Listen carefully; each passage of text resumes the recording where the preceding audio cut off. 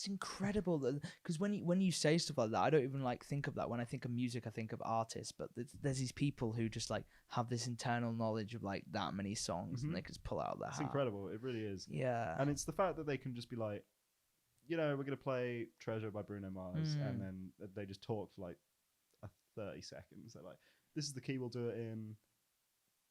There's some stabs here. And if you're not familiar with it, like this does this. Here's the bridge. And then they're just like, cool, ready? And you're just like, yep. That is so like bizarre to me because I couldn't even like grasp. I've only just started learning a little bit of guitar and like learning the smallest bit of a song. Like, so you're saying when you get to a certain point in music and learning music and memorizing stuff, you get quicker at picking up music? Like, Well, it's a skill that you have to hone like any other. These guys have been doing it for years where you just like, you have to learn songs. So you get very efficient at learning the bits that you need to know and jamming out the rest. right. There's like pretty much when you think of a song, there's maybe 3 or 4 key elements that you need to get down. And then the rest of the song you can sort of just like figure out as you go. Usually it's like a hook. So you learn like on saxophone, you learn like the main melody. And then once you've gotten that, you're good basically. Yeah. But for like guitar, learning chords and stuff, I don't know, man. It's a tough game. Yeah, that does sound like fucking tough and just kind of like, fuck, and we're only just scratching the surface of that. It feels like.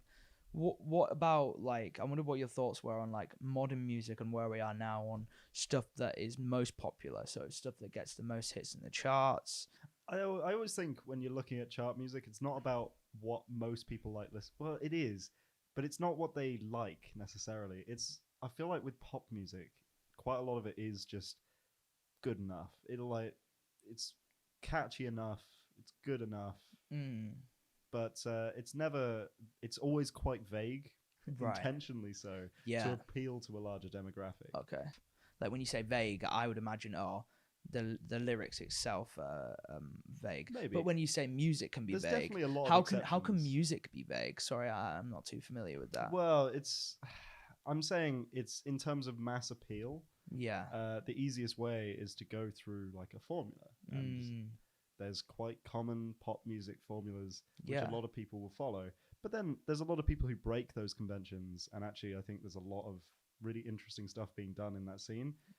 There's just a whole lot more that is just churning out content, cookie cutter. People will buy it. People will listen to it. What are some of the like, well, I'd say like secrets or like kind of things that we listen to and well, probably as consumers, we've listened to like hundreds of thousands of times, just slightly tweaked. It's basically, there's only like secrets or things that like average people wouldn't know, but because you do music, like you listen to that track like, oh, they've just done that. Well, yeah, there's the most common one is just in the structure of the song. Most songs follow like a pretty basic structure. So you have like a verse, a chorus, a bridge, and that is the whole song. Okay. You've got, so you like construct it verse, chorus, bridge, chorus. There you go. You've got a song.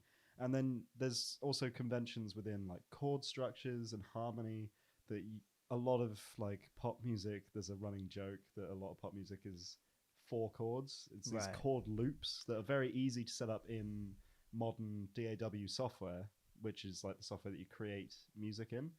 And you can create these loops and then just set them going, and then you can just add stuff on top, and it makes for a really easy workflow, which is why a lot of pop music is built out of these loops. And also, they just sound good. It's like a nice chord progression. It's like catchy. You can manipulate it in many different ways. But the amount of stuff that you can play with just 3 or 4 chords, unbelievable. You can play hundreds of songs if you learn just 3 chords on guitar. Yeah, I remember seeing Ed Sheeran doing it on Jimmy Kimmel or something, and the first time I saw that, I was like, what?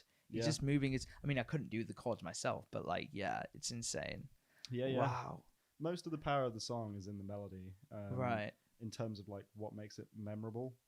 So if you have just if you have like a chord loop, you could just change the key and then change the melody, change the drums, and there you go, new hit.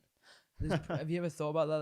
There's probably a lot of money in designing songs which are popular, right? So that sounds like the most blanket statement, obvious statement, but there's probably people who study what the market is like and study the psychology behind that is what I'm interested in. Yeah. Like why we. I think though, looking at it as like a mass-produced product is true to a certain extent, but there's a lot of skill that goes into these productions. Like the production on pop tracks is like top notch for the most part. Like these guys who are making them know what they're doing. They are really well made. They're just bland. I find them bland after a while. Because we've heard it all before, kind of thing. Like you probably heard something similar. I'm generalizing, but yeah. Yeah. We're just two guys. Two white men talking into a mic. No, I love that. No, that's cool, man. That is cool because just like when I'd be watching a film or something, there's weird things I pick up on that like Katie goes, "You fucking nerd, dude." But that is cool, man. Like, why? For me, it's finding production mistakes in like really well produced songs. I love it. I absolutely love it. You get a little kick out of it. You get a little. Yeah. It's like when someone goes into a hotel room. There's a little bit of dust on that fridge. Or like a food critic dropping his fork. You know. Like that hasn't really damaged your experience, but I'm still gonna say it.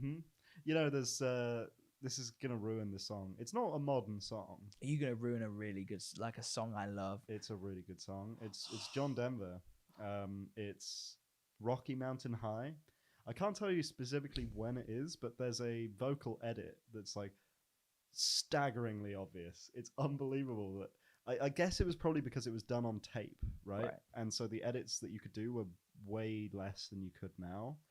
But what's clearly happened is they were like, oh, John's done like a vocal line and he's held a thing for too long. And we've got another line where he's done the other half of it correctly, but not one where he's done it all correct. So they just took the bit where he did it too long, faded it out, and then got another line in, just cut. And it sounds really bizarre. Oh, really? I've listened to that song pretty recently and I didn't even notice it. You wouldn't unless you're listening for it. Right, I think you okay. do get an attuned ear for this sort of thing.